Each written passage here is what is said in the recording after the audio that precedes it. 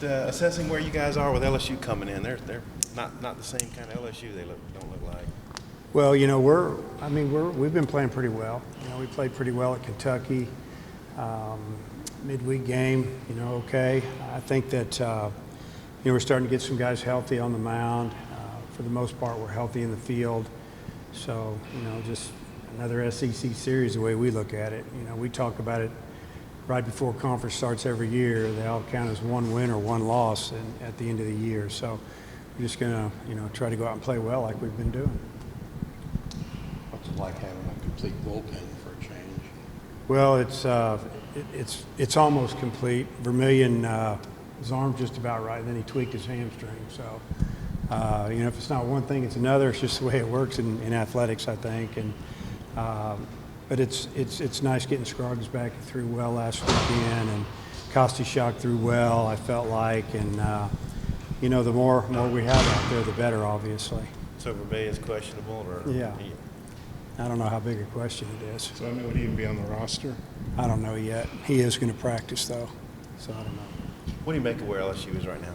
I don't know. I don't worry about everybody else's team. It's like I tell our guys before every series as well. The other team is what they are. We try to help them with what we think they're going to do against us and maybe how to pitch them or how to defend them. But for the most part, it's really about our team, and I just want us to go out there and play well. Do you pay attention at all to what you guys haven't been able to do against them, or does that not even matter? Well, obviously, they've had our number the last few years. That's statistically, you can look at that. So, but it's a new year, so that's what we like about it. This being your final home series, what's the biggest area of growth you've seen from your team this season? Well, I just think the new guys, the guys that were either on the team last year that didn't play a whole lot, maybe they were in backup roles, or some of the guys that are new in our program, I just think they've really come a long way. They wanted to write their own legacy, so to speak. They wanted to show that, last year's team was good, but, they can do it as well. And I think the team is really bonded. It seems like the team really likes each other and plays hard for each other. It's been fun to watch. It's been a really fun team to be around, and hopefully we can keep it going. Statistically, you guys have scored more runs, less home runs, but you've run more. Has that been a big key to that? Is the doubles that you guys have and the ability to run? What we do is last year we hit singles and home runs. This year we hit some doubles, a lot of doubles, and still hit some home runs, still hit singles obviously, but been able to manufacture some runs here and there when maybe last year we didn't have the right personnel to do that, whether we're advancing runners with a hit and run or, we seem like we've gotten a lot of sac flies at certain times of the year, but just being able to run an offense, being able to steal, read balls in the dirt and run and get in scoring position. And, we've done a pretty good job for the most part driving them in. Hey, do you guys have extra motivation against LSU? Because can you kind of play the underdog card? Because you're ranked a lot higher, you got a better record, you're leading the division, but they beat you eight straight years in the series. Well, those are things that I really can't control. I don't feel like that we look at this series much different than any other. I think it's more for the fans, to be honest with you.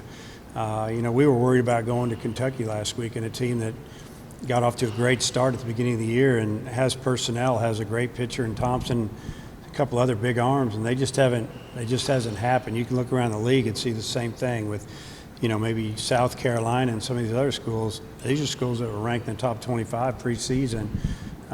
So, it's what we talk about. Day one, the league's tough. They all count the same. LSU, they have a lot of tradition, but there's a lot of teams in this league that have a lot of tradition, and they can beat you if you don't play well. Where we are in the standings, I haven't talked to our team about it one time this year, not one time. And, we're just playing. The only thing that I've ever talked about is, we got a couple weeks left in the season and we'll be at the tournament. But other than that, not what we got to do, who we got to beat, who's got to do what. We're not even looking at that. We just want to play well Thursday and then go from there. Finals over. I know that's going to be a big relief for you guys. And getting back out here, how important is today's workout to kind of get? Yeah, it's a big relief for the players. Even if we didn't have finals this week, I might have given them 2 days off. We lifted on Monday, going to lift again today, Wednesday. just try to keep them strong. We've been doing that with this team. It's not like we play a lot of different people, so guys need to get their rest. We've talked about it with them. They got to eat right. They got to get sleep. Now that they know they don't have to get up and go to class, take tests, it should be a fun time of year for them. And I think that, most of the guys feel a lot of relief. Dave, I'm not sure if they've announced their rotation. Have they said Hilliard? Yeah, I've got Hilliard going Thursday is what we were told, and he had a good outing last week against Ole Miss, who obviously is a very good hitting team, and he held them down. I think they beat them 8-3 was the final. So he's got a good breaking ball. It's got downward action. Fastball's 90 miles an hour, and another good pitcher. We just have to do a good job, and we get a shot to score. We got to score. Their ability to score and hit home runs, I mean, the way they came back in the ninth with 2 outs, I mean, how much do you have to kind of watch out for what they can do if they get the bats going?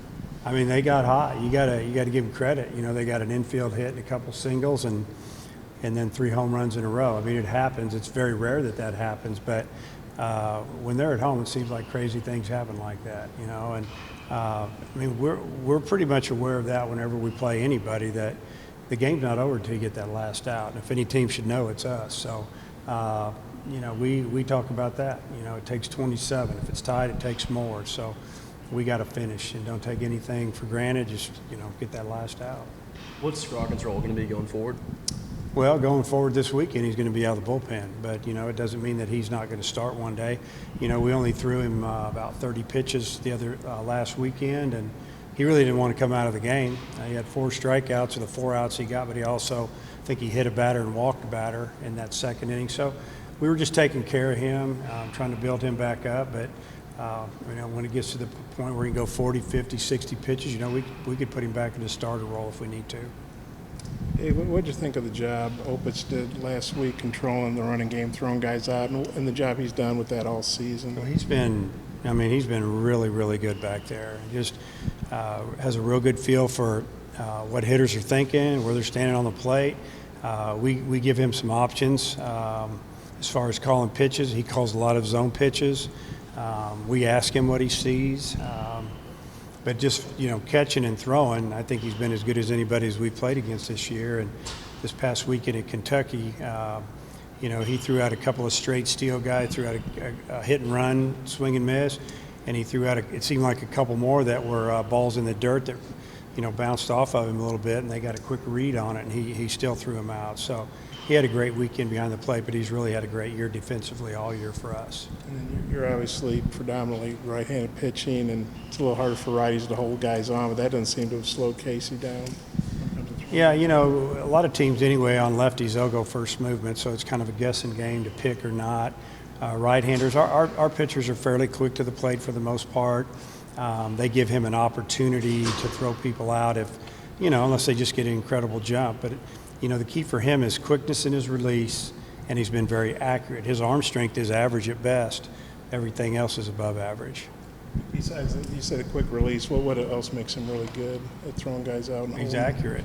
I mean, he throws the ball on the bag for the most part. Very rarely does he throw it, off one way or the other. It may be a little high or maybe even skip down there, but it's usually straight on the bag. And if the infielder can make a play, he usually does. Yeah, Cook was so good, and he was a high draft pick. I know Casey was good, but it seems like he's been as good or maybe even better behind there than Grant. Have you surprised you? He's a different type of catcher than Grant. Grant was had good hands and blocked well. Casey's more of a high energy guy, quick twitch guy. One of the best, if not the best receiver I've ever coached. And then by the way, I'm asking these questions for somebody else who couldn't make it here. Conversely, LSU hadn't done a very good job stopping the running game, and you guys have some good team speed.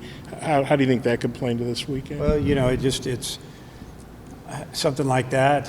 It's pitch to pitch. Teams have stole, I think, 61 out of 71 bags on them this year. So it's a combination of good timing by the other team on picking pitches to run.